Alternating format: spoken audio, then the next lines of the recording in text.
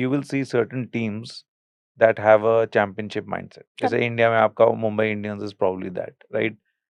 They've won the most number of times. They've performed phenomenally. 5, 6, 7 matches हार भी गए होते हैं, तो एक कलेक्टिव बिलीफ है कि हम निकाल देंगे, Correct. which is in similarly Australian national team, cricket team, Correct. उनका वो माइंडसेट है कि कहीं से भी आएंगे.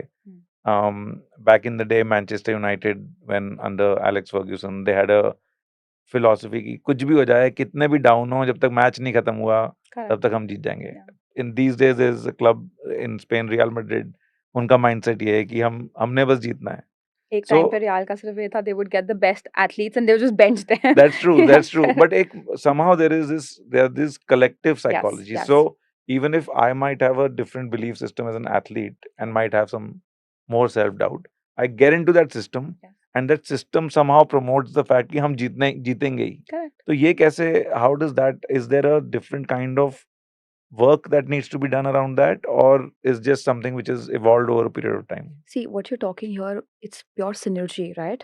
So what happens is again, going back to the thing that I mentioned, we are energetic beings. So जो भी leader की dominant beliefs होते हैं, there's always an alpha, could be silent, energetically. Let's not talk about somebody who's a proclaimed one, Yeah. but a silent one. Anybody whose energy is very strong, अब वो negative भी हो सकती है, वो negative positive भी हो सकती हैं. तो जो भी आपके जो डोमिनेंट रोल प्ले करते हैं टीम्स में, जो भी उनकी एनर्जीज हैं, वो कहीं ना कहीं पूरी टीम में रब ऑफ करेंगे.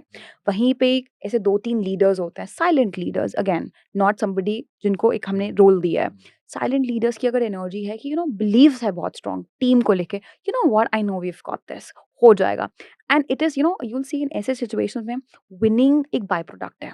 बहुत प्रोसेस ओरिएंटेड एनर्जीज होती हैं ये एनर्जीज होती हैं जो फ्यूल होती हैं सेल्फ बिलीफ पे, बहुत ज़्यादा वेल बीइंग पे अपनी टीम के.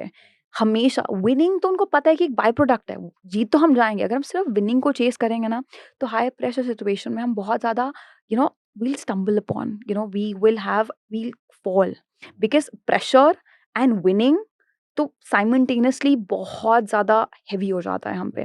बट जहाँ पे हम सिर्फ प्रोसेस को चेज कर रहे हैं, I am just here to have fun. So if you see जिनके लीडर्स, जिस भी टीम सेटअप, जिस भी ऑर्गेनाइजेशन के लीडर्स बहुत ज़्यादा फन पे फोकस करते हैं, गिविंग योर बेस्ट पे फोकस करते हैं, be here in the now पे फोकस कर रहे हैं, यही एस्पेक्ट्स है फ्लो जोन के. And any time anybody is in the flow zone, वो अपना बेस्ट देंगे. आई एम नॉट सेइंग वो दी बेस्ट बन जाएंगे, बट वो अपना बेस्ट देंगे. And what else can you do other than giving your best? Nothing. तो जब आप ये चीज़ समझते हो, जब ये लीडर्स समझते हैं, जैसे इंडियन क्रिकेट में बहुत बार कहते हैं कि Dhoni was one of the best captains, right? Every time you would listen to Dhoni on the field, he would constantly focus on अपना बेस्ट दो, प्रोसेस पे फोकस करो, right? So what is process? Giving your best.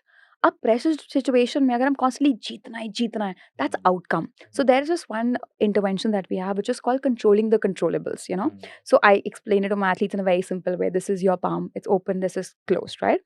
So anything that's in my control, right, I have to focus on that. Anything that's beyond my control, that's really not.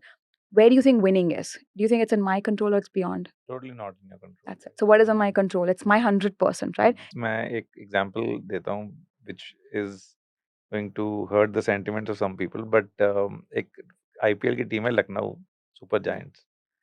Lucknow के जो owner हैं mister Goenka, वो एक ही just as an outside observant, मैं काम नहीं करता उनके साथ, we have nothing to do with them. He has a very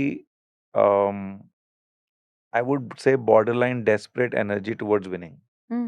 like एक आप कुछ भी रिएक्शन देखो, मैच हारते हैं तो पागल हो जाते हैं, प्लेयर्स को डांट रहे हैं. Correct. लास्ट ईयर बहुत एक हुआ था केएल राहुल KL को Rahul उन्होंने का, डांटा था. yeah. इस बार भी उनका ऋषभ पंत जो नए कैप्टन है, 2-3 बार उनका थोड़ा उतने लेवल पे नहीं, बट टसल हुआ. But whenever you see him from the outside, even as a just a spectator observer of the sport, it feels like this stinky desperate energy towards कि यार कैसे भी करके जीतना है, Correct. right?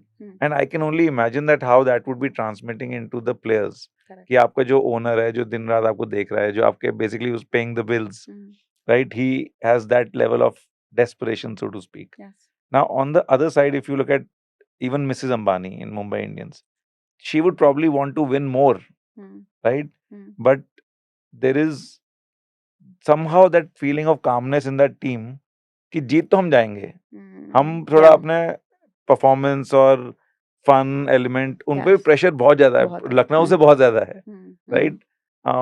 But you see both the teams, I या think both owners have tremendous hunger to win. Correct, But how the demeanor of the teams, how they come across is somehow so different. Like Lucknow is absolutely, always looking under pressure. Yes, yes. So it's just so so I fascinating. The way you just said I will just bring it up that एक emotional frequency chart होता है, ठीक है? तो every emotion is at a certain frequency and again based on our own vibration. So मैं वही चीज़ें life में पुल करूँगी मैं जिसकी वाइब्रेशन पे खुद हूँ, जिस फ्रीक्वेंसी पे मैं खुद हूँ, ठीक है? जैसे आपने बोला डेस्परेशन, ठीक है?